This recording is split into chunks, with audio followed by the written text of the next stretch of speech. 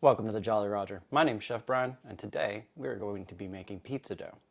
So, what I have here is I have 7 cups of all-purpose flour right here. I'm going to add 1.5 tablespoons of salt. The ingredients will be listed in the description below. And once that's in there, we're going to go ahead and get that mixed because salt will hinder and kill your yeast. I have my yeast, it's already been bloomed.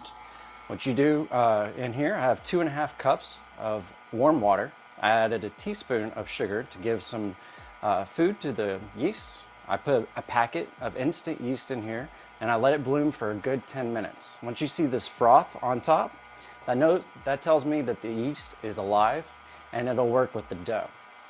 Next, we have some extra virgin olive oil. We're going to be putting that in the dough as well and lubricating our bowl. So, now that we have the salt mixed, go ahead and add in our yeast. And then I'm going to add 6 tablespoons of extra virgin olive oil. And then we'll get that mixed up. And we're going to let the mixer mix itself. It's going to take about 10 minutes. So if you set a timer, then you'll know exactly how long it's going. That's 1, 2, 3, 4, 5, 6. Set it on 1 because we don't want flour to go everywhere.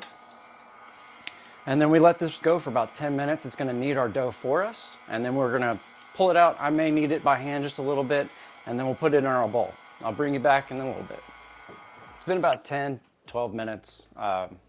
I'm going to knead it by hand just to get a good feel of the dough, see where we're at. But the stand mixer's done.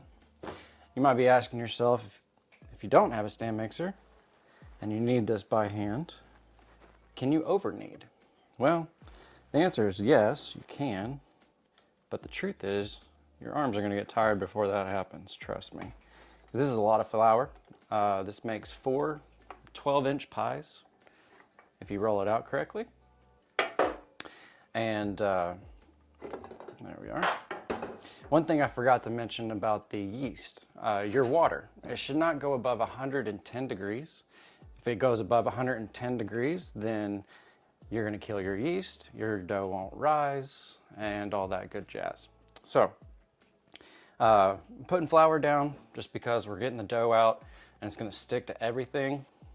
So it's going to need just a little bit more flour. And we're going to be making pizza in our next video. That's why I'm making the dough right now. So let's sprinkle some flour. That way it doesn't stick to us that bad. So what I like to do is I rotate, push through with the palm of your hand.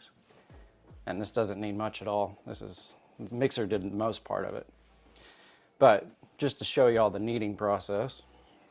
So I push through, turn back to me, and I pull back and fold. That's how you knead dough. And trust me, with this amount of dough, you're gonna wear yourself out before you over knead it. So, that looks good to me. Put it in a bowl. Perfect. I got a drop of olive oil in here. So what I'm going to do is spin it around. And that way it helps prevent sticking on the side of the bowl. This is a really good idea. This is a shower cap I got at a Dollar Tree, Family General, whatever those dollar stores are. This is just going to cover it. And we're going to put it in our oven with the light on, no heat. And we're going to let this rest and proof for an hour. So, this is where this is going. It's a great place to proof your oven, or proof your doughs. And it'll stay in there for an hour. It'll double in size. We'll pull it back out and I'll show you what to do next. All right, see you in a little bit. Got it. See you. Knife hand? You. All right, I just pulled out our dough. It doubled in size. So we're gonna punch it down, get all that air out, and we're gonna slide her out. I'm gonna mess with it a little bit. I'm gonna need some flour. Just a touch so it doesn't stick. Put some on there. And I'm just gonna knead it just for a minute, and then I'm gonna put it into a circle, and we're gonna cut it into 4, since this is 4 pies. And it should get about 12 inches per pie. And if you don't need this much dough, then what you can do is you can freeze it and put it in an airtight bag, Ziploc bag, just get all the air out of it, and put it in your freezer. It's good for up to 3 months. So then you won't have to go through this whole process when you want pizza. You'll already have the dough. All right, I eyeball it. Man, if I could talk, that'd be cool. And then we're just going to, kind of like biscuits, I'm tucking and rolling underneath to get a flat bottom. We're gonna put that there. Then we're good to make pizza.